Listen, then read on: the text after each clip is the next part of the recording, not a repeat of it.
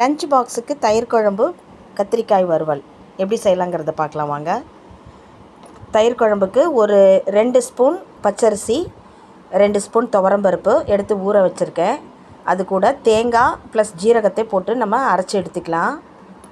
இந்த நல்ல ஒரு 10 நிமிஷமாக ஊறின அந்த பச்சரிசி, துவரம்பருப்பு, அது கூட பச்சை மிளகாய் 4, இஞ்சி ஒரு சின்ன துண்டு, கொத்தமல்லி தழை இதை போட்டு நல்லா ஃபைனாக நம்ம அரைச்சி எடுத்து வச்சுக்கலாம்.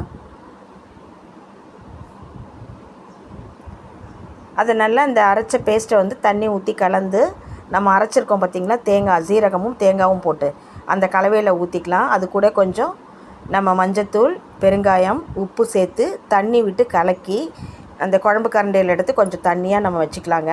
ஏன்னா இது கொதிக்கும் பொழுது பச்சரிசியும் துவரம்பருப்பும் சேர்ந்து அரைச்ச கலவை திக்னஸ் ஆகும். இப்போ ஒரு கடாயில் எண்ணெய் ஊற்றி அதில் நம்ம கடுகு, வரமிளகாய், கருவேப்பிலை போட்டு நம்ம தாளிச்சிக்கலாம். வரமிளகாய் ஒரு 5-6 நம்ம அதில் போட்டுக்கலாம், கிள்ளி போட வேண்டாம். ஏன்னா இது தயிர் குழம்புல ஊறி அதையே நம்ம கடிச்சிக்கிட்டு தொட்டுட்டு சாப்பிட்றதுக்கு ரொம்ப டேஸ்ட்டாக இருக்கும். பச்சை மிளகாய் காரத்தோட இந்த வரமிளகாய் காரமும் சேர்ந்து தான் குழம்பு நல்லா இருக்குங்க. இப்போ நம்ம கரைச்சி வச்சுருக்கிற அந்த கலவையை அது கூட சேர்த்திக்கலாம்.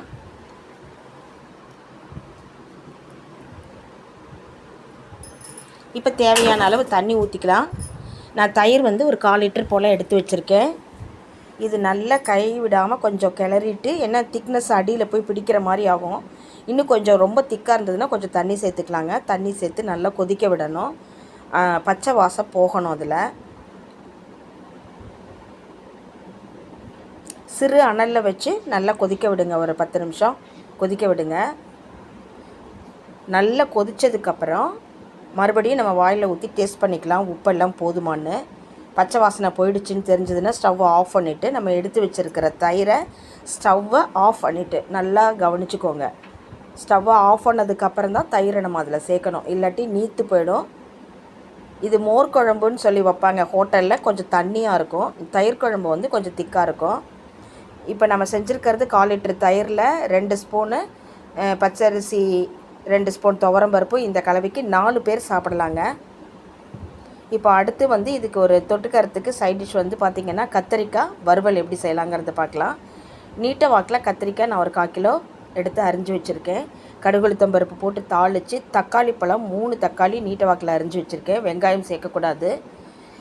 இதை நல்லா ஒரு குழிக்கரண்டி எண்ணெய் விட்டு இதை தாளித்து தாராளமாக எண்ணெய் ஊற்றிக்கோங்க. இதில் தக்காளி போடுங்க. தக்காளியை போட்டு நல்லா பாதி அளவு வதங்கினதுக்கப்புறம் அதுலேயே மிளகாத்தூள் போட்டுட்டு கத்திரிக்காயையும் நம்ம சேர்த்துக்கலாங்க. ஆனால் தக்காளி 50% அதில் நல்லா வதங்கி வெந்துடணும். அதுக்கப்புறம் கத்திரிக்காய் சேர்த்து மஞ்சள் பொடி, உப்பு சேர்த்துக்கலாம். வேறு எதுவும் இதில் சேர்க்க வேண்டியதில்லை, ஏற்கனவே எண்ணெயில் மிளகாத்தூள் போட்டிருக்கோம். தண்ணி தெளித்து 2 பக்கமும் பரட்டி விட்டு சிறு அனலில் வச்சு வேக விடுங்க. கொஞ்சம் சிம்மில் வச்சு நீங்கள் வேக வச்சிங்கன்னா தான் அடி பிடிக்காது. ஒரு 5 நிமிஷம் அப்படியே மூடி வச்சிட்டிங்கன்னா ஒரு பக்கம் ஃபுல்லாக குக் ஆகிடும். அடுத்தாப்பில் அதை திறந்து மறுபடியும் இன்னொரு பக்கம் இப்படியும் அப்படியுமா கிளறி மறுபடியுமே மூடி வேக வைங்க. தீ ரொம்ப ஃப்ளேம் ஜாஸ்தி இருந்துச்சுன்னா அடி பிடிச்சிரும். இதில் ஃபைனல் டச்சுக்கு நம்ம தேங்காய் ஊற்ற போகிறதில்ல. ஒரு 3 ஸ்பூன் வெள்ளை எள்ளை லைட்டாக ஹீட் பண்ணி அதை மிக்ஸி ஜாரில் போட்டு பொடிச்சு அது கூட நம்ம கலந்துக்க போகிறோம். இப்போ ஒரு 2 பக்கமும் நல்லா பரட்டி விடுங்க. எல்லா பக்கமும்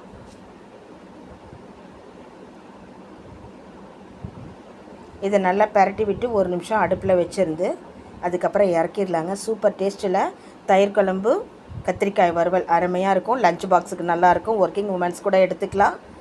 ட்ரை பண்ணி பாருங்கள். நம்ம சேனலை சப்ஸ்கிரைப் பண்ணுங்கள். தேங்க்யூம்மா.